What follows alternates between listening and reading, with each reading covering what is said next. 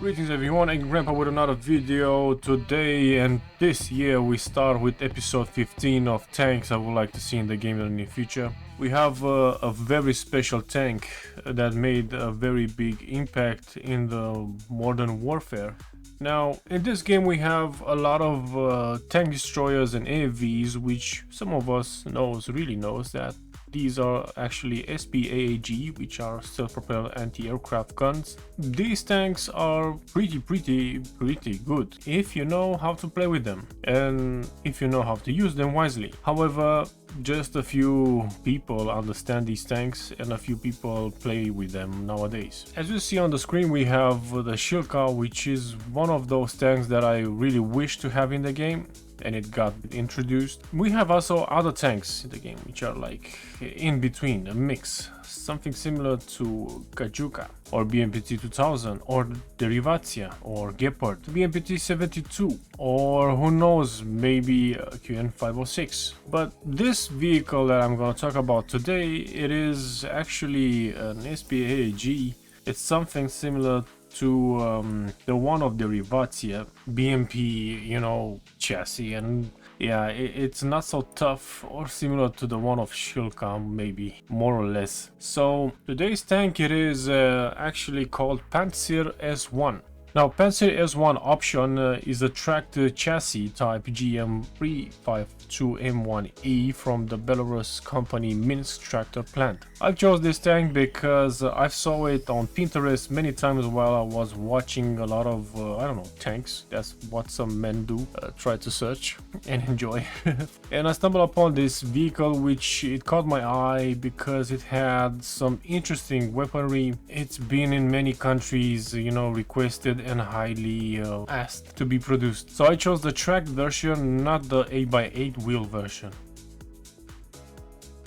As for the first version, it is produced by the KBP Instrument Design Bureau of Tula in Russia and is the successor of the Tunguska M1. And as you know, guys, some of you heard already that Tunguska M1, it's a pretty badass. It's something similar to the Gepard that we have in the game, but on a bit higher scale. So I imagine this Pantsir S1 can be up to that point. So it might be a vehicle of a tier 9 to 10 in this game. And why? Because it's plausible, it can be made. The weaponry, it's very similar, the ATGMs are very similar, and the weaponry, we have it also on some certain vehicles in the game, which I'm not gonna go into it, but I'm just gonna give you the autocannon's name and the launchers and so on. So let's keep going on this tank. The Pantsir S1 was designed to provide point air defense of military installations against aircraft, helicopters, precision munitions, cruise missiles, and UAVs, and to provide additional protection to air defense units against enemy air attacks employing precision munition, especially at a low to extremely low altitude. This vehicle has what it takes to pre-spot or interfere any radio wave or something similar to that to destroy the UAV on time before you get heavily damaged or destroyed by one of them. So the Pantsir is a combination of air defense missiles and a 30mm 238M autocannons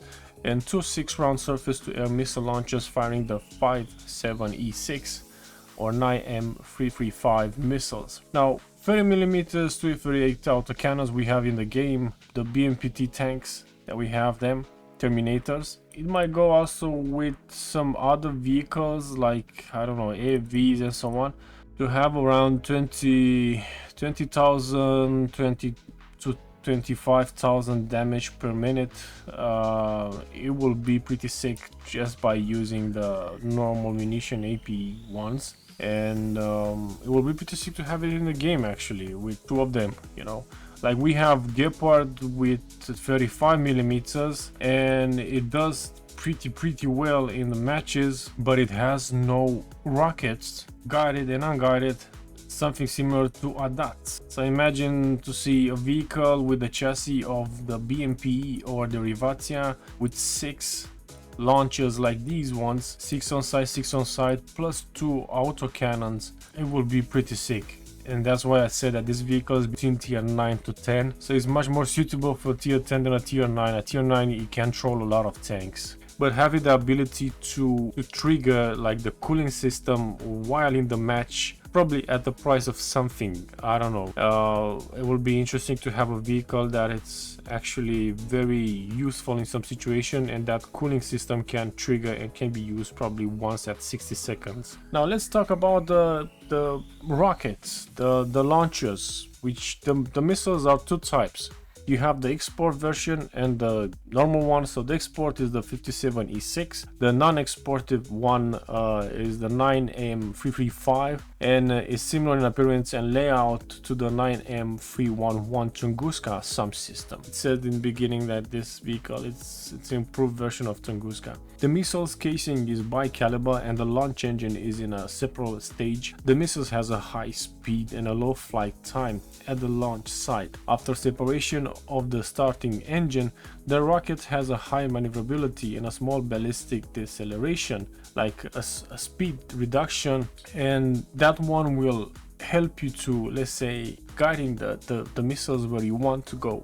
You know, we have this in the game with all of the ATGM launchers. It's nothing new under the sun. It's useful and it can be probably improved, probably with an ability. You may make the vehicles to, I don't know, be better and be special. Like as it says, it goes up a bit and then it goes straight in front. So the launching type will be much more different than some other vehicles, perhaps something different than it's with the other ones in the game. Now SOCs, which you see right now on the screen, it's a provide automatic tracking up to 20 targets, for each of which pre-coordinates and the radial component of the target speed are given to the BM computer system. The SOC determines the nationality of the target and identifies the types of targets, like, you know, aircraft, helicopters, small targets. Significantly increase the probability of hitting the target.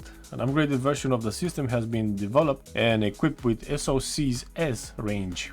Now Pantsir has a gun elevation and a gun depression, which is important, of -5 degrees to 82 degrees. If we go to some vehicles in the game, such as like BMPT 72 targeting, and it says -10 to 45. Now 45, it's not much. When you talk about 82, that's nearly 90 degrees. The Reviser has 75 degrees. With Gepard, it has 85 degrees. So the same, close to the same of Gepard gun elevation, this tank can be implemented in the game. Some important abilities about this vehicle, it is the simultaneous firing of 4 targets flying, let's say, in the 45-degree sector due to the application of multifunction SRTs based on the PHAR millimeters range and an independent optical channel. The ability to salvo 2 missiles at 1 target, so you'll be able to shoot, let's say, with 2 ATGMs at 1 target. That might be also an ability. You trigger E and you just go ahead and fire 2 ATGMs at once. And a fully automatic mode of combat operation, both in a separate combat unit and as a part of a subdivision of several combat vehicles, which makes it possible to improve the time characteristics and reduce the psychophysical load on crew members, and the possibility of conducting combat work by crew members in a semi-automatic mode. So this means that even this vehicle might have crew members inside the vehicle, so you have also a crew of 3 or 4 AT squad. It can be probably the best SPAAG in the game, and not, or AV in the game, with a lot of things at the price of, let's say, health or protection, because this vehicle has nothing to less. It is at the same level of protection like GAU, or less than GAU. Now Pantsir S1 was delivered to Algeria, Equatorial Guinea, Ethiopia, Iran, Iraq, Jordan, Oman, Russian Federation, Serbia, Syria, United Arab Emirates, and Vietnam. Now, if a fighter jet equipped with an anti-aircraft radar missile gets close to, let's say, enough to fire the missile, the defense system's radar is likely to be destroyed. Therefore, one of the goals of developing the Pantsir system was to protect all types of defense systems against anti-radar missiles. With this being said, this vehicle comes with technology that interferes any anti-radar missiles. The installation of the complex on a tracked Belarusian made GM35-2 M1E or a number of wheel chassis like MZKT 7930 or Kamaz 6350 and etc., as well as the placement of the decks on the decks of the surface of ships and as a stationary protected air defense facility. So the installation or the turret can be placed on track vehicles, on wheel vehicles, especially 8x8, and even on ships, surfaces, and even on stationary places for defense facility. It will be awesome to have in the game a vehicle that it's similar to Flak Panzer Gepard, similar to BMPT, but at a higher tier than especially. But I chose the one that's on the track because I trust more vehicles on tracks than those on wheels. Have a nice evening. Bye bye.